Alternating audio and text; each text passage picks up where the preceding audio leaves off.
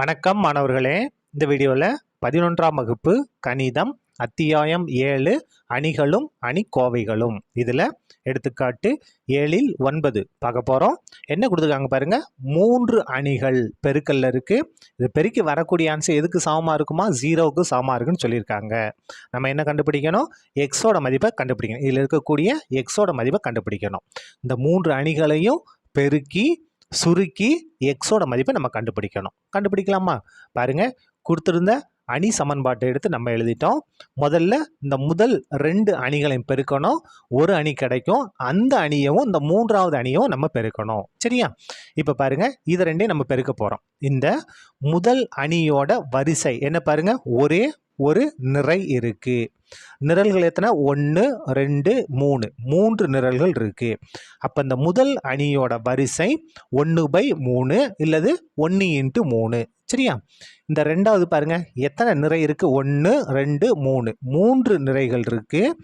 நிரல்களும் 3 இருக்கு. 1 2 3. அப்போ பாருங்க, முதல் அணியின் நிரல்களின் எண்ணிக்கையும் இரண்டாவது அணியின் நிறைகளின் எண்ணிக்கையும் சமமாக இருக்கு. இப்படி இருந்துச்சுன்னா நம்ம பெருக்க முடியும். அப்ப பெருக்கி வரக்கூடிய அணியில என்ன வரிசை இருக்கும்னா 1/3 இருக்கும். சரியா? இப்ப பாருங்க, இது ரெண்டையும் பெருக்க போறோம். இங்க ஒரே ஒரு நிறை மட்டும்தான் இருக்கு. இந்த ஒரு நிறையை மட்டும் எடுத்துக்கிட்டு இதில் இருக்கக்கூடிய முதல் நிரல், ரெண்டாவது நிரல், மூன்றாவது நிரல் மட்டும் நம்ம பெருக்கிட்டோம்னா போதும். பெருக்கலாமா? இந்த நிறை எடுத்துக்கிட்டு முதல் நிரல், ரெண்டாவது நிரல், மூன்றாவது நிரல்கள் நம்ம பெருக்க வரோம். பெருக்கலாமா? எக்ஸையும் 1ஐயும் பெருக்குனா எக்ஸு, 2ஐயும் -1ஐயும் பெருக்குனா -2, -1ஐயும் -1ஐயும் பெருக்குனா +1. என்ன செஞ்சிட்டோம்? இந்த இருக்கக்கூடிய முதல் நிறையவும் முதல் நிரலை பெருக்கிட்டோம். இப்போ இந்த முதல் நிறையவும் ரெண்டாவது நிரலையும் பெருக்கணும். எக்ஸையும் 1ஐயும் பெருக்குனா எக்ஸு, 2ஐயும் -4ஐயும் பெருக்குனா -8, -1ஐயும் -1ஐயும் பெருக்குனா +1. சரியா? இப்போ பாருங்க, இந்த முதல் நிறை மூன்றாவது நிரல் எக்ஸையும் 2ஐயும் பெருக்குனா 2x, 2ஐயும் 1ஐயும் பெருக்குனா 2. என்ன 2? +2. -1ஐயும் -2ஐயும் பெருக்குனா +2. சரியா? என்ன செஞ்சிட்டோம்? முதல் 2 அணிகளை நம்ம பெருக்கிட்டோம். இந்த மூன்றாவது இது அப்படியே வரும். என்ன இருக்கு பாருங்க, x 2 1 = 0. இதை நம்ம சுருக்கிடுவோம். என்ன வரும் பாருங்க, x -2 + 1. அப்போ என்ன வரும்? -1 வரும். x -8 + 1 என்ன வரும்? -7 வரும். இந்த 2x அப்படியே வந்துடும். 2 2 கூட்டினா 4 +4. சரியா?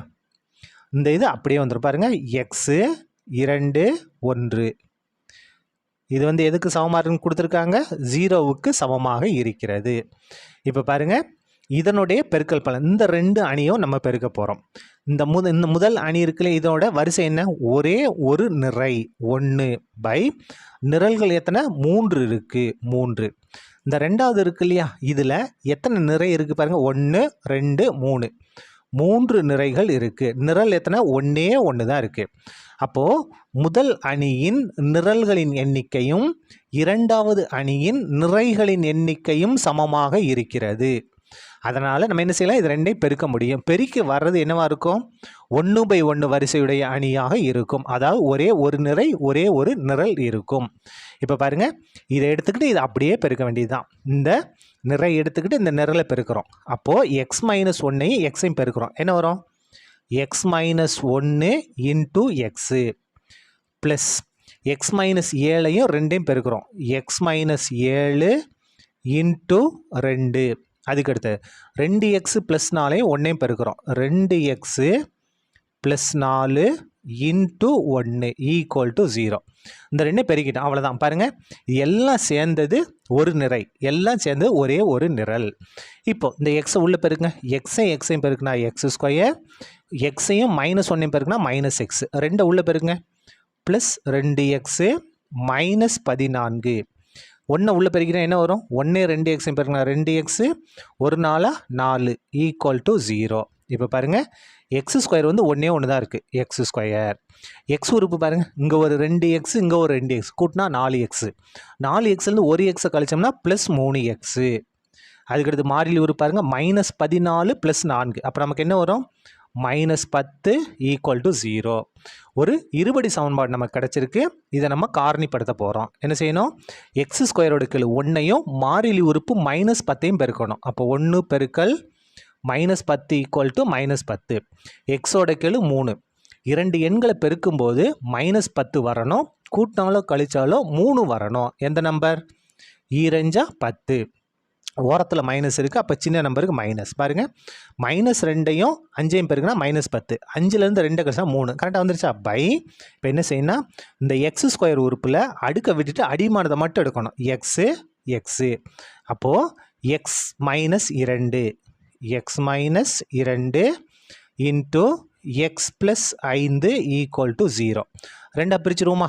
x - 2 = 0, x + 5 = 0. அப்போ இங்கே எக்ஸோட மதிப்பு நமக்கு என்ன வரும்? 2ன்னு வந்துடும். இங்கே எக்ஸோட மதிப்பு என்ன வரும்? -5ன்னு வரும். அப்போ எக்ஸுக்கு 2 மதிப்புகள் இருக்குது. Therefore x = -5, 2. 2 மதிப்புகள்.